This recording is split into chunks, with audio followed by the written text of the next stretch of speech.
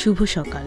আজ সোমবার ২৪ ফেব্রুয়ারি ২০২৫ খ্রিস্টাব্দ, ১১ ফাল্গুন ১৪৩১ বঙ্গাব্দ, ২৫ সাবান ১৪৪৬ হিজরি। ১৯৫২ সালের আজকের এই দিনে ভাষা আন্দোলনের স্মরণে ঢাকায় প্রথম শহীদ মিনার শহীদ শফিউরের বাবা মাহবুবুর রহমান উদ্বোধন করেন। ২৬ ফেব্রুয়ারি পুলিশ ও সেনাবাহিনী মেডিকেলের ছাত্র হোস্টেল ঘিরে ফেলার পর প্রথম শহীদ মিনার ভেঙে দেয়। আজকের এই দিনে ১৮৭৬ সালে অবিভক্ত বাংলার প্রথম ঘোড়ায় টানা ট্রামগাড়ি কলকাতার শিয়ালদহ স্টেশন থেকে চালু হয়। আজ বাংলাদেশে বিশিষ্ট পদার্থবিজ্ঞানী ও গণিতবিদ জামাল নজরুল ইসলামের জন্মদিন। ১৯৩৯ সালের আজকের এই দিনে ঝিনাইদহ শহরে জন্মগ্রহণ করেন তিনি।